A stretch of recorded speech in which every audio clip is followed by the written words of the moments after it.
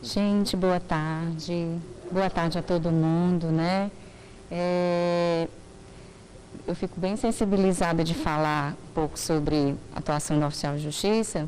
Depois vão falando do Wagner tão lúcida, tão rica de informações, de modo que ele venha a descortinar todas essas funções e a leitura do texto da nossa colega. Parabéns, viu, colega? Eu vivenciei aqui quase 10 anos de exercício aqui no cargo e lembrando aqui de inúmeras situações de sabores, né, e também de situações mais enérgicas, mais vibrantes, com toda essa história, né, todos os exemplos de atuação aqui do oficial de justiça. Então, eu coloquei aqui para vocês a mulher como oficial de justiça em atos de violência, reflexões sobre o assédio e outras condutas abusivas na atuação profissional. Vejam que o título ele está direcionando um pouco para a mulher como oficial de justiça, mas eu vou ampliar aqui um pouco a discussão, alguns conceitos trazidos, para que a gente possa, a nível mesmo de comunidade, ter um entendimento um pouco melhor socialmente, juridicamente, sobre as questões aqui trazidas. Deixa eu voltar um pouquinho, antes de falar sobre os assuntos aqui que me foram dedicados, né, sobre esse assunto. A Fernanda me chamou na sede do sindicato para debater alguma ideia sobre um evento, idealizando um evento voltado não só à atuação do oficial de justiça, e também uma fala, algo relacionado aqui ao Dia Internacional da Mulher. Então, nós temos aqui o mês de março, um mês aqui importante para nós, e em especial para nós, oficiais de justiça, porque não só celebramos aqui no dia 25, não é isso, Wagner? Dia 25, Dia do Oficial de Justiça, mas também no dia 8, o Dia Internacional da Mulher. Volta e meia, escuto alguns colegas queixas de novo, falar sobre isso, é importante falar, sempre é interessante problematizar, trazer aqui algumas discussões, algumas reflexões, e esses temas trazidos hoje, ele vem com essa proposta de discutir temas que muitas vezes são silenciados nos locais de trabalho, são silenciados aqui nos ambientes domésticos, nos lares, nas ruas. Então, a gente tem que tirar aqui esse silêncio e tem que dar voz aqui a algumas discussões, a alguns problemas. Tá? Então, a ideia aqui mesmo dessas discussões seria nesse tom, não só reflexivo, elucidativo, informativo, mas para que a gente não deixe nunca de refletir sobre alguns problemas, para que eles passem, né, ainda que brevemente, sobre o viés do esquecimento, tá? Então, só para que a gente não passe por esse viés. Então, gente, o que eu comecei a colocar aqui para vocês, qual foi a proposta que eu iniciei esse debate? Primeiro, existe violência contra a mulher? Falar sobre violência contra a mulher, por que é interessante? Por que a gente volta e meia está sempre discutindo sobre a mulher, sobre a violência que é a mulher? A violência de gênero, ela existe ou ela é mais aqui um capítulo de folhetim da mídia, não é algo aqui mesmo palpável? Bom, eu discuti aqui alguns dados, estava aqui pensando aqui sobre alguns dados. O Instituto de Pesquisa Econômica Aplicada, o IPE, ele traz alguns índices bem alarmantes para a gente, tá? Para começar a pensar sobre violência de mulher a nível Brasil. 52% das mulheres que sofrem algum tipo de violência não fala. Então, mais da metade das vítimas mulheres, esse público ele se silencia. E aí são inúmeras as razões, seja desconhecimento dos seus direitos, seja por vergonha, né? Então, são por medo por receio de retaliação. Então, diversas são as causas que justificam esse silenciamento. Ainda, 66% dos brasileiros já presenciaram agressão física ou verbal, a mulher. Então, um número bem significativo. E 70% das mulheres que são vítimas de estupro, violência aqui, né? Dessa violência sexual, essas vítimas, elas são agredidas por pessoas próximas. São as pessoas da sua família, são parentes, são seus vizinhos, como também seus colegas de trabalho. Então, falar em violência à mulher depois desses números não é só importante não, é vital, né? E aí eu coloquei aqui para vocês também esse dado aqui trazido pela Organização Mundial da Saúde, não um dado tão recente, mas relativamente recente, tá, aí de 2017. O Brasil ele ocupa a infeliz posição, 5º lugar entre as nações mais violentas para as mulheres. Nós vivemos em um ambiente muito hostil. Né? O Estado brasileiro, o território brasileiro é um Estado extremamente hostil e violento para a mulher. Tá? Mas não é a realidade só que o Brasil enfrenta, não. E o problema aqui da mulher, esse tratamento inferiorizado, ele vem se replicando ao longo de inúmeras gerações. Isso aqui é um assunto milenar. Tanto é que, para ilustrar isso, eu só coloquei aqui a título de exemplo essa imagem de Vênus. É uma obra que remonta aqui ao Paleolítico. Essa daqui é uma obra de Villefort. E retrata aqui a mulher. Que retrato da mulher nos traz, né, essa imagem aqui, esse artesanato, essa arte.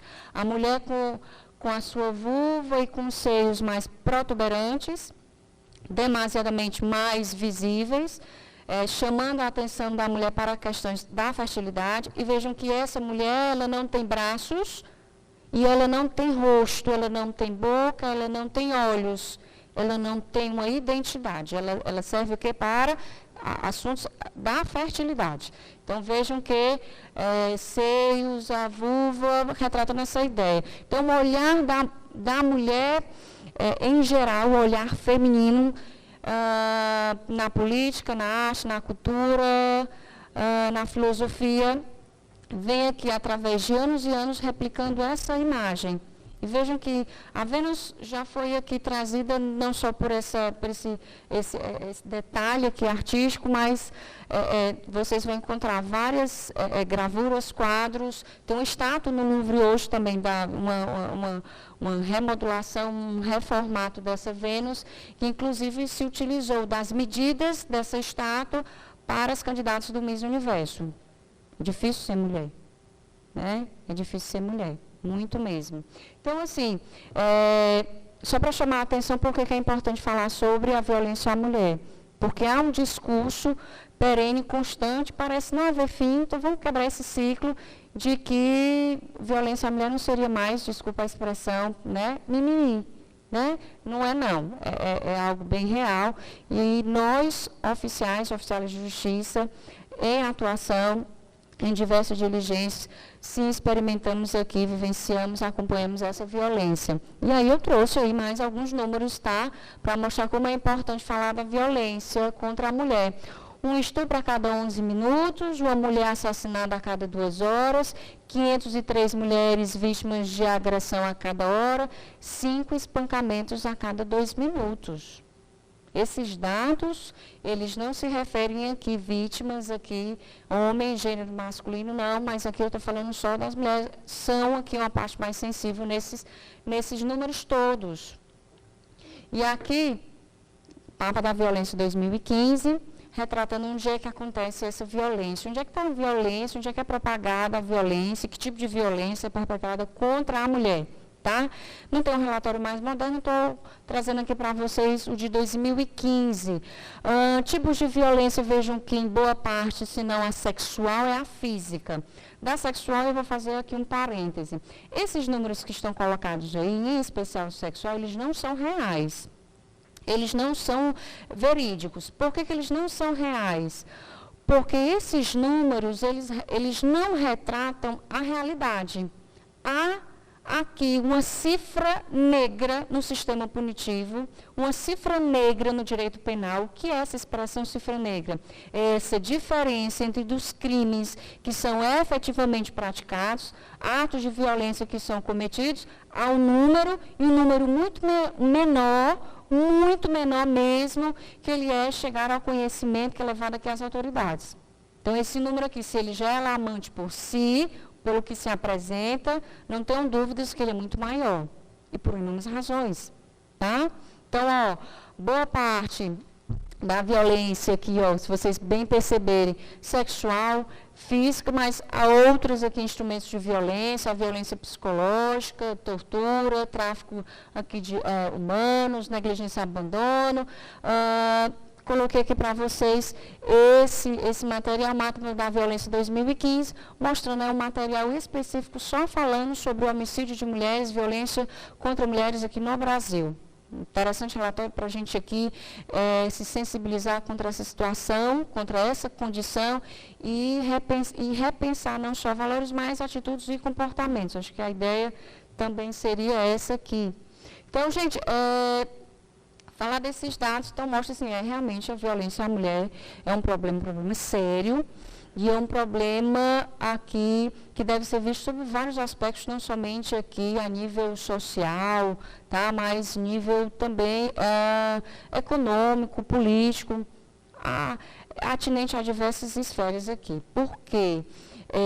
Uma sociedade violenta, uma sociedade que é violenta com as suas mulheres, há um custo social alto que se encampa. Se nós temos um índice de violência exacerbado contra mulheres em determinada localidade, haverá aqui um reforço de políticas públicas voltada para aquela comunidade. Haverá um gasto aqui em hospitais, centros de saúde. O Estado ele não se onera aqui nos sistemas de unidade aqui de atendimento médico hospitalar, mas também tem um gasto com afastamento de trabalhadoras, seja na seara pública, seja na seara privada, licenças médicas, aposentadorias, pagamento de pensão por morte. Há um custo também tributário. Há um custo aqui com seguradoras, seguros, investe-se em segurança pública, segurança privada. Então, há um custo com a violência. Tá? Há um custo grande com a violência. Em termos de violência contra a mulher, eu tentei reunir aqui para vocês, só para a gente listar o que o Estado, né, o que o Poder Legislativo tem feito em relação à violência contra a mulher. Tá? Coloquei aqui um primeiro documento, a chamada Convenção aqui de Belém de Pará, que trata aqui sobre a violência contra a mulher, Convenção Interamericana para prevenir, punir e erradicar a violência contra a mulher. Tem a sua importância, porque foi o primeiro documento que traz aqui alguns conceitos sobre a violência, mas indiscutivelmente um marco aqui na defesa e no combate contra a violência à mulher veio com a Lei 11.340 de 2006, a tão conhecida Lei Maria da Penha, né, que traz aqui instrumentos para coibir a violência doméstica e familiar contra a mulher. Ainda coloquei aqui para vocês, pontuando, exemplificando o exemplo de legislação, outras relacionadas a mudanças da Lei Maria da Penha, que já passou desde 2006 por diversas alterações. Tá? Em 2015, nós tivemos a alteração do Código Penal. Nós não tínhamos a figura como homicídio qualificado lá no artigo 121, parágrafo 2º. Nós não tínhamos aqui como homicídio qualificado nenhuma hipótese especificamente voltada à mulher. Hoje nós temos o chamado feminicídio. Matar a mulher por ser mulher em contexto de violência doméstica ou em situação de menosprezo, de inferiorização aqui à mulher. Então, a figura do feminicídio só surgiu apenas em 2015, antes os magistrados brasileiros poderiam aqui qualificar o crime de homicídio quando se tratasse de vítima mulher, talvez motivo fútil, torpe, mas nada, algo direcionado como nós temos agora, né? Com crime mais essa outra hipótese de homicídio qualificado que vem a ser o feminicídio. E a importância de se trazer aqui esse acréscimo, inciso 7, no artigo 121, parágrafo 2º do Código Penal, é porque agora o feminicídio entra no rol daqui da 8.072/90, que é a Lei dos Crimes Hediondos, lei aqui que reúne aqui o tratamento mais rígido aos crimes aqui praticados no Brasil. Coloquei mais aqui também, listei aqui outras alterações. Essa aqui muito nos interessa. Há aqui uma visão um pouco deturpada de que a Lei Maria da Penha traz crime. Não sei vocês, mas em diversas ocasiões, em diversas diligências, quando conduzia a alguns processos de violência doméstica, afastamento do agressor, ou mesmo citações, intimações, percebi, né, que há um desconhecimento sobre a Lei Maria da Penha, de imaginar que a Lei Maria da Penha trouxe crimes. Olha, ele está respondendo por crime lá da Lei Maria da Penha. E não é bem assim. A 11.340, ela traz outras medidas de cunho cautelar, mas não versa aqui no seu bojo, no seu interior, um crime específico. Só recentemente, e aí recentemente eu falo em 2018, que nós temos aqui a previsão de um crime específico que é trazido pela Lei Maria da Penha, que é o crime de descumprimento de medida protetiva. E aí está bem da nossa realidade, né? Desse descumprimento. Vivenciei várias situações de descumprimento e voltar a fazer outra diligência por conta disso, o agressor não titubear a voltar a agredir ou a ameaçar a vítima, né? Então, vejam, a Lei Maria da Penha ainda embora de 2006, nós temos aqui já há bastante tempo, né? Uma lei que está em vigor, que está sendo aplicada, mas ela enfrenta uma barreira de desconhecimento, bastante, né? Então, 2018 trouxe essa alteração aqui para incluir o crime de descumprimento de medidas protetivas de urgência. Nós tivemos outras alterações mais recentes. Aqui em setembro de 2018, pertinho aqui, no dia seguinte, nós tivemos alterações no Código Penal, no capítulo que vai sobre crimes contra a dignidade sexual, trazendo a importunação ofensiva, depois, né, de todas as discussões que cercaram aquele episódio do rapaz que ejaculou no braço, no ombro de uma passageira, num transporte coletivo no estado de São Paulo. Nós tivemos aí, com todo, né, as discussões, a efervescência aqui em torno da punição para esse tipo de conduta, nós tivemos aqui a alteração também na Lei Maria da Penha. Tá? Então, Código Penal e Lei Maria da Penha, tipificando aqui, Código Penal, crimes de importunação sexual, divulgação de estupro, tornar aqui também, né, era um problema que cercava o Código Penal, os crimes contra a dignidade sexual, alguns delitos eram sujeitos à ação penal pública incondicionada, outros condicionaram à representação. Hoje nós temos aqui a uniformidade, todos são aqui agora sujeitos à ação penal incondicionada, tá? Também teve aumento aqui das causas majorantes aqui relacionadas ao estupro coletivo, o chamado estupro corretivo, em que lésbicas, transexuais acabam sendo suas principais vítimas, né? Sigo mais, colocando aqui outras alterações, como a violação da intimidade da mulher configura violência doméstica e familiar, a divulgação de cenas de nudez ou atos sexuais, ou ainda outros atos libidinosos de caráter íntimo e privado, então outro acréscimo aqui, outra alteração à Lei Maria da Penha, e aqui em 2019, uma importante alteração que talvez venha aqui já chegar, né, em mandados, essa apreensão aqui de arma de fogo sob posse do agressor, nos casos aqui que envolve violência doméstica, aqui conforme a Lei Maria da Penha.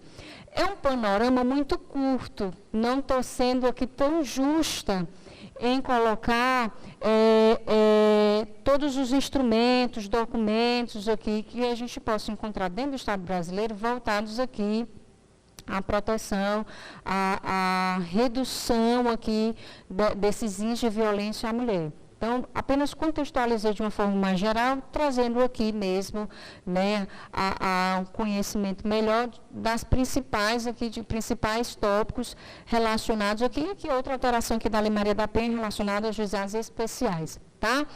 Então, é só uma visão um pouquinho panorama para a gente visualizar as leis aqui que a gente tem atualmente no ordenamento jurídico. Falando especificamente sobre o tema que foi me pedido, né, para a gente conversar um pouco mais. A Fernanda conversou comigo sobre atos de abuso, assédio, violência, que as oficiais de justiça, ou melhor, as mulheres em geral, dentro e fora do seu ambiente de trabalho, são sujeitas.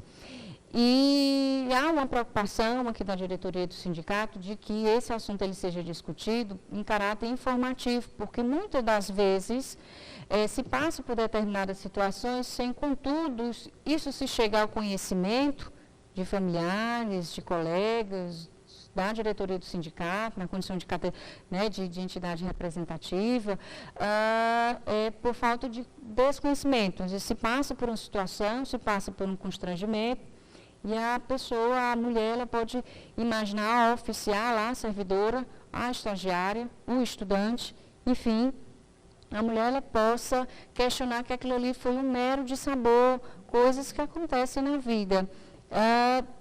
Então, voltando a isso, né, essa ideia que a gente queria trabalhar um pouquinho. Então, assédio e outras condutas abusivas dentro aqui da atuação da oficial de justiça. E olha só que dado eu trago aqui interessante para vocês.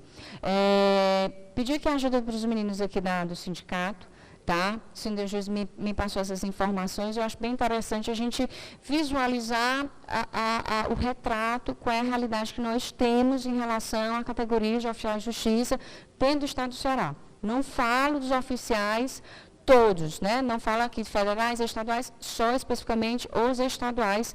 E desses, vejam bem, os que são sindicalizados, então isso aqui é uma realidade quase 100%, porque quase que todos os oficiais eles são sindicalizados. Nós temos aí mais de 93%, né, Wagner?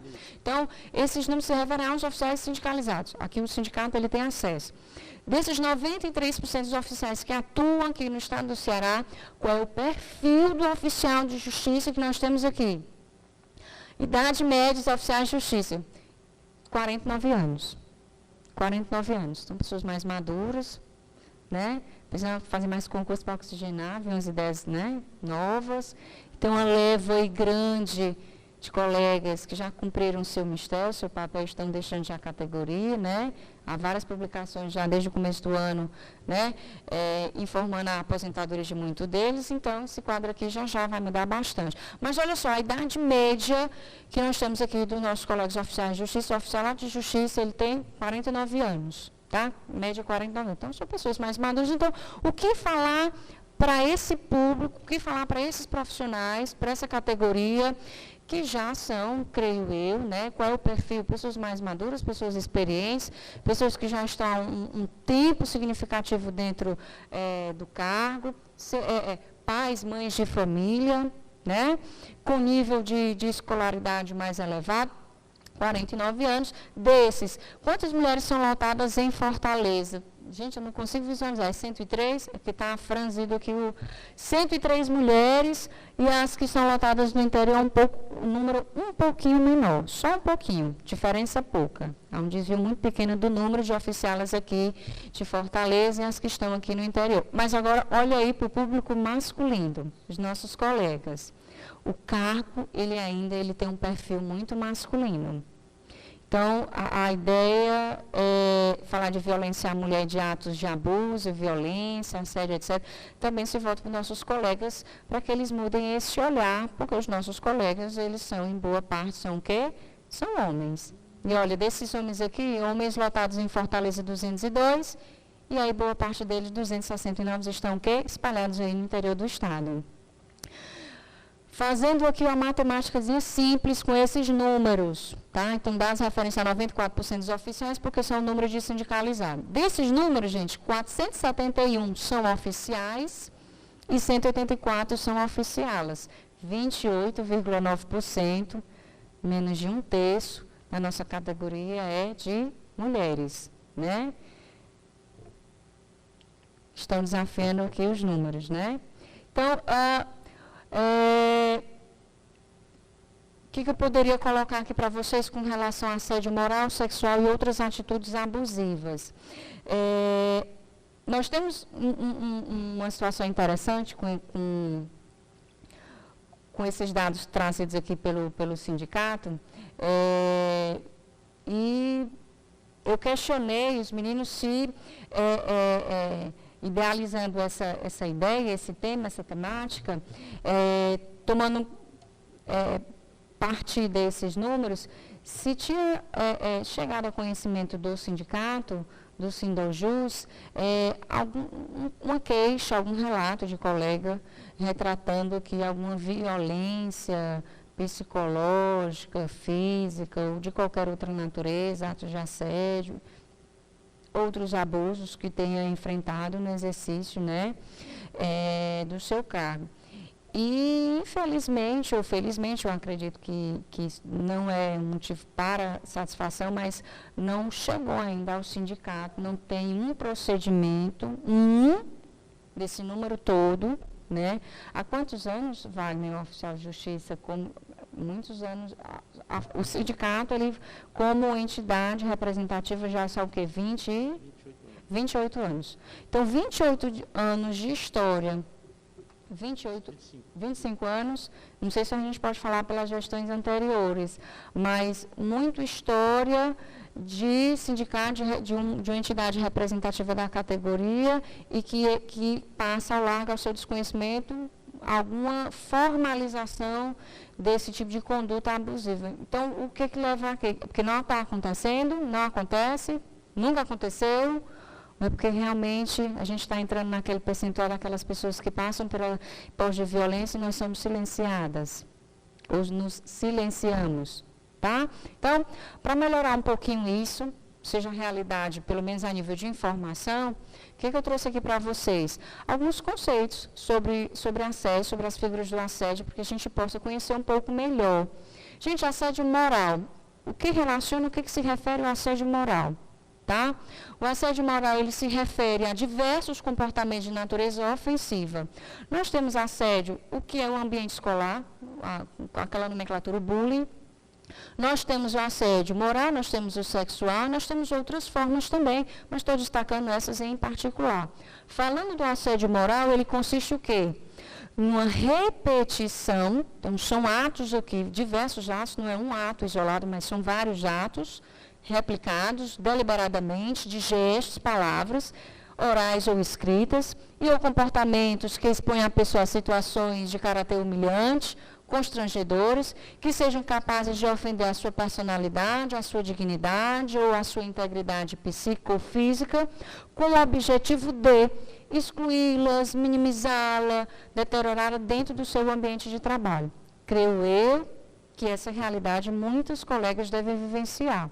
Principalmente, como a gente tem aqui uma atuação diferente dos outros colegas que são bem mais vinculados à secretaria, então nós temos olhares um pouco, digamos, invejosos, né? Como é bom ter essa flexibilidade, como é bom não estar sempre na secretaria e sofrer as pressões que os colegas dentro da secretaria trabalham, mas nós temos a nossa própria realidade, né?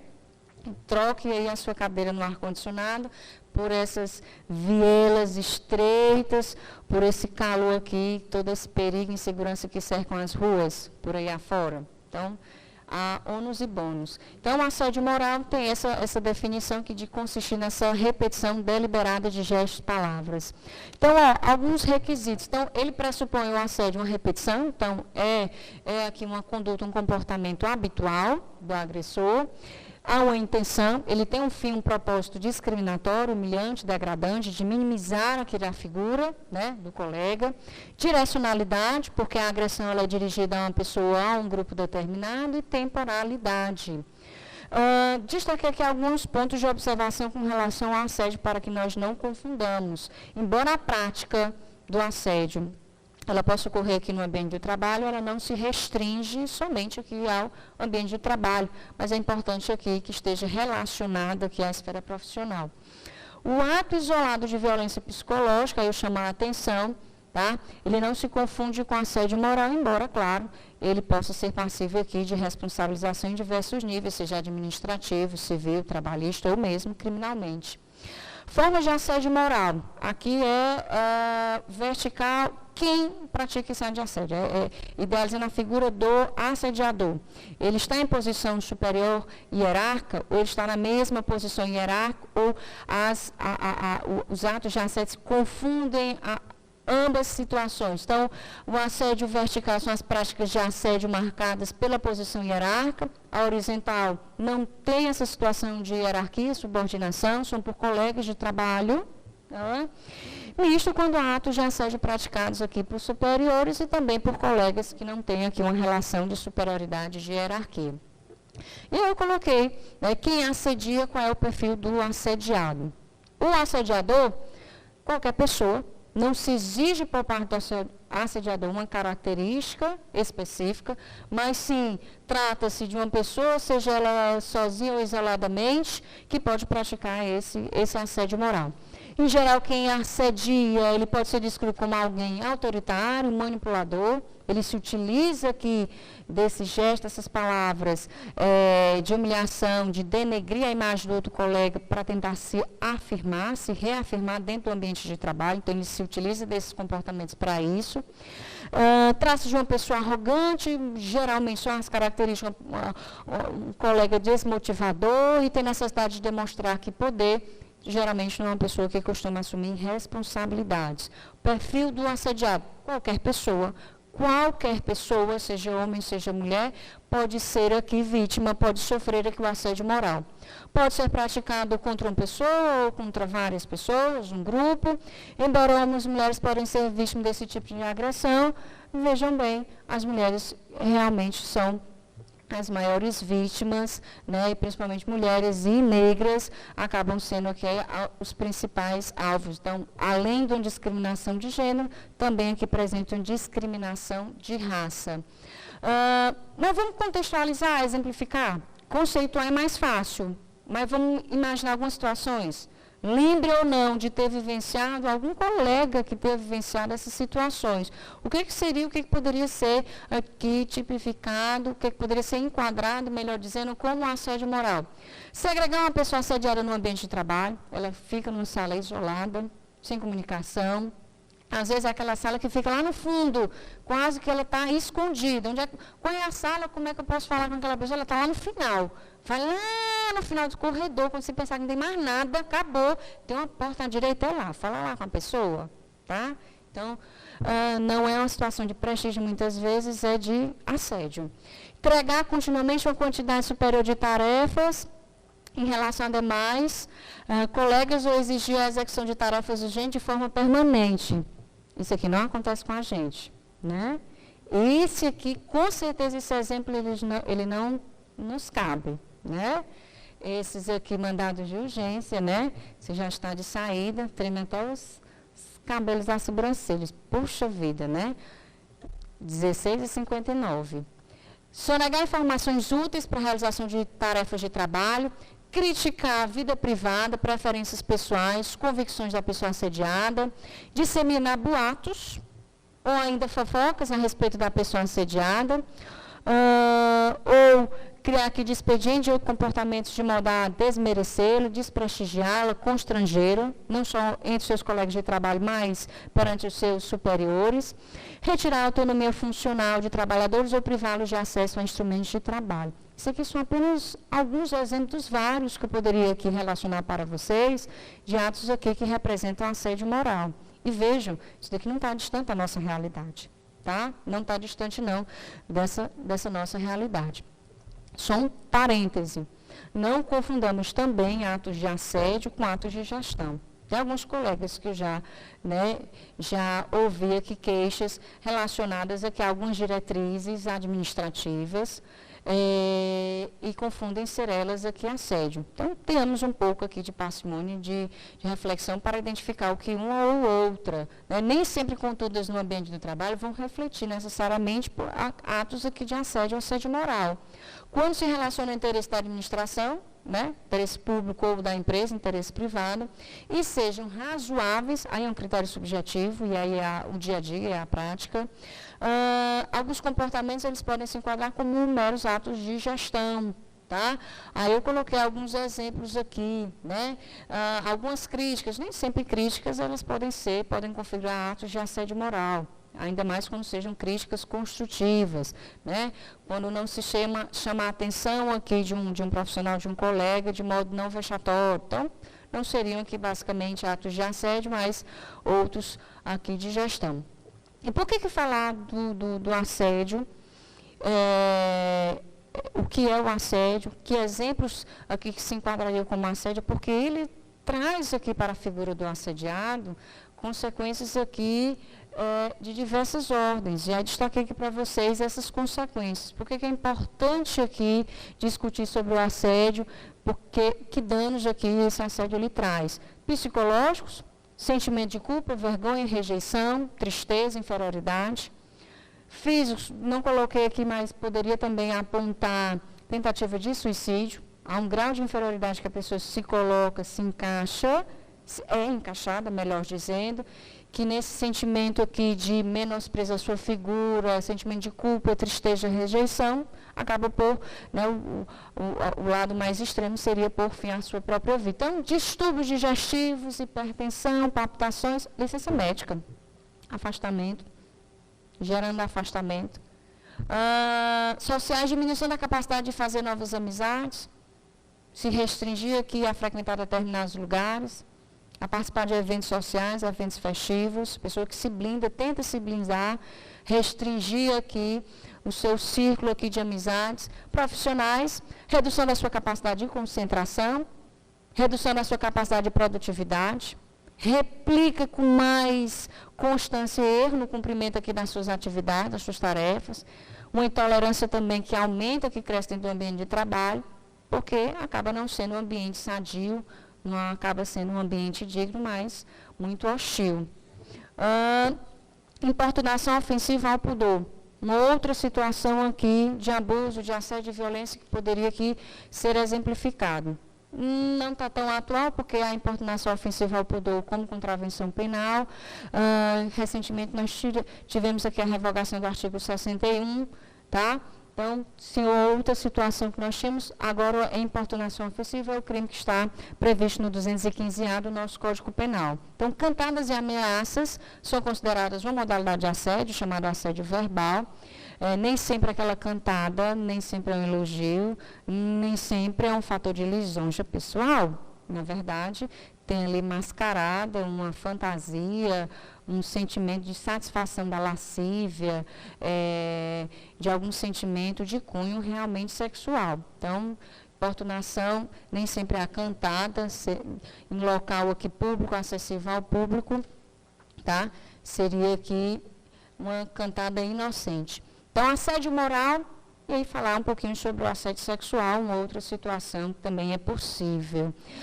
Para o oficial de justiça, na condição do plano de cargos e carreiras que nós temos, não só aqui do Estado do Ceará, mas dos outros estados da Federação, a nível Brasil, não poderia aqui, eu não consigo tão imaginar a situação, qual seria a de nossa inferioridade em relação a colegas dentro da secretaria. Nós não temos essa vinculação, senão ao juiz. Então, os atos de assédio sexual, então, seriam aqui, para exemplificar, realizados pelos magistrados. Falando aqui em relação ao magistrado e oficial de justiça, veja-se aquele magistrado a quem se tem vinculação aqui da atividade.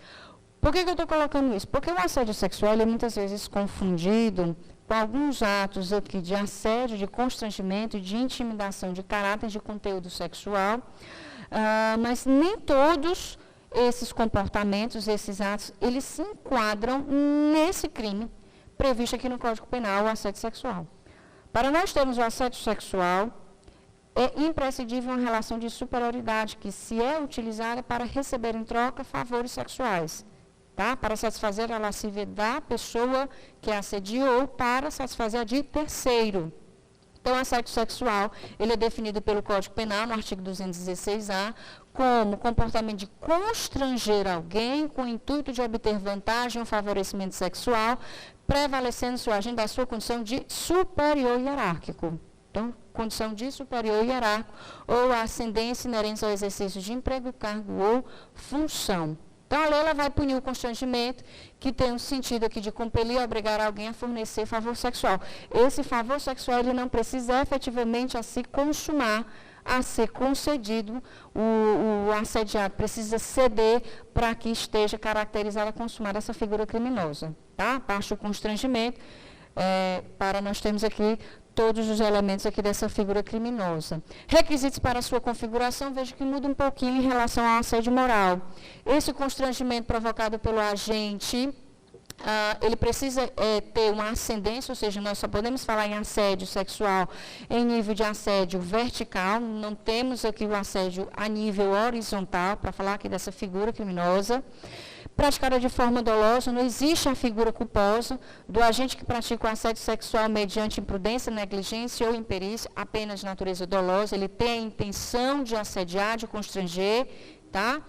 Ou assumindo o risco, tá? E ainda, inegavelmente, o requisito de ausência de consentimento da vítima. Para caracterizar o assédio, é necessário o contato físico? Um interessante questionamento. Não, pois várias condutas podem configurar o assédio, mesmo sem que venha a ocorrer o contato físico. Tá? Essa prática ela pode ser clara, com expressões verbais, expressões escritas. Não vou aqui fazer, mas imaginem bem quais seriam. Assédio sexual só é ilícito se for praticado no local de trabalho? Não, porque nós temos outras situações de ascendência, de hierarquia e subordinação fora aqui do ambiente de trabalho. Tá? Situações que possam configurar o assédio sexual para a gente exemplificar e não ficar só em conceitos. Tá? Conversas indesejáveis sobre o sexo, do nada, no ambiente formal, principalmente aqui no ambiente forense, começa a se falar não só meras amenidades, mas sim de cunho aqui sexual. Insinuações explícitas ou não de caráter sexual, gestos ou palavras escritas ou faladas de caráter sexual, narrapiadas ou se utilizar de expressões de conteúdo sexual, um contato físico não desejado, convites impertinentes, promessas de um tratamento diferenciado, pressão para participar de encontros e saída e solicitação de favores sexuais. Eu vou fazer aqui uma pausa para exemplificar uma situação prática que eu vivenciei, não como oficial de justiça, mas ainda como estudante. Teve um determinado momento da minha vida estudantil que eu estive aqui no fórum.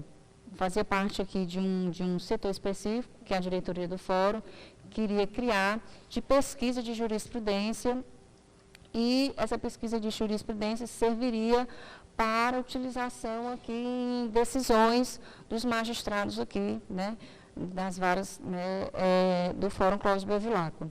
E eu passei na condição de estagiária, de estudante à frente, trabalhando nesse setor, para algumas situações extremamente constrangedoras.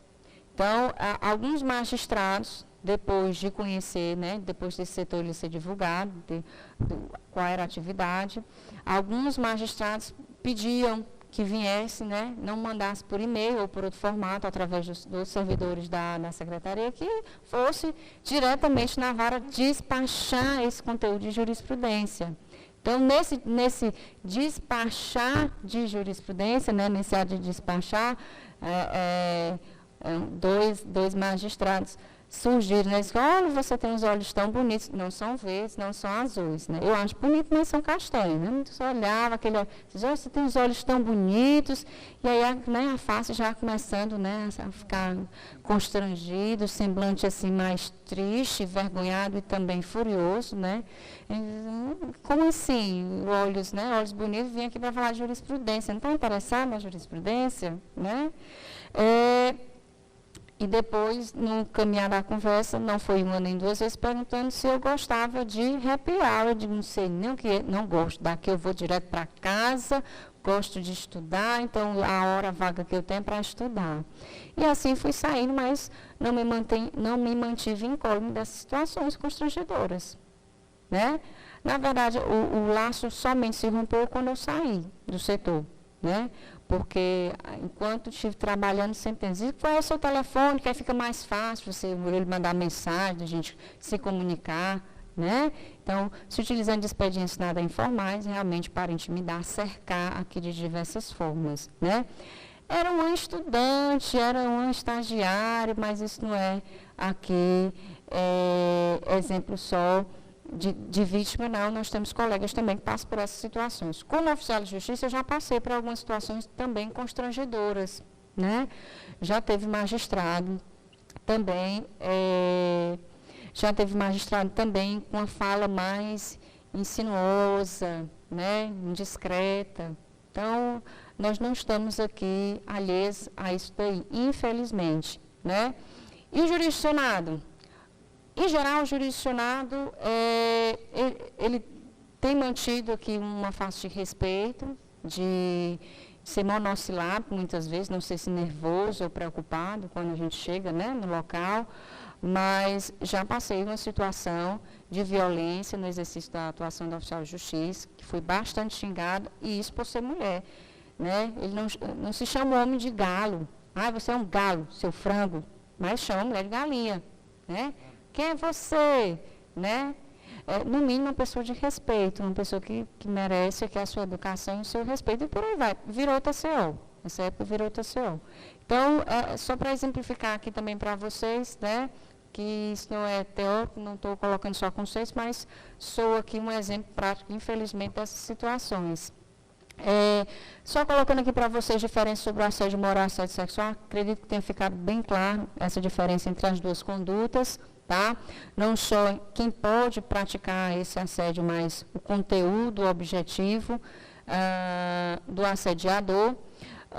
Coloquei aqui consequências que esses atos de assédio podem acarretar, então uma responsabilidade que para não somente a esfera trabalhista, a gente estiver falando aqui CLT, mas também na 8.112, esfera administrativa, procedimentos aqui internos, partes também podem ser aqui gerados.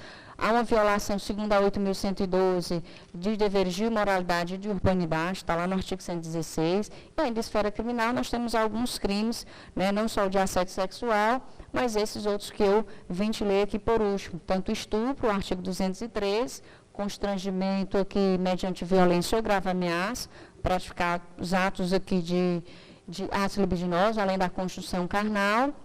E ainda o de importunação sexual, seria a prática contra alguém sem a sua anuência de ato libidinoso, com o objetivo de satisfazer a própria lascívia ou a de terceiro. Finalizando, eu só aqui pontuei alguns outros crimes que imagino e identifiquei que poderiam ser aqui relacionados ao exercício do oficial de justiça, né, que nós poderíamos aqui sujeitar. Constrangimento legal, quando se pode enquadrar em outra figura, teria o constrangimento legal, artigo 146 do Código Penal, punindo que há a conduta de fazer ou deixar de fazer algo que não esteja previsto em lei, constranger, crime de ameaça, né?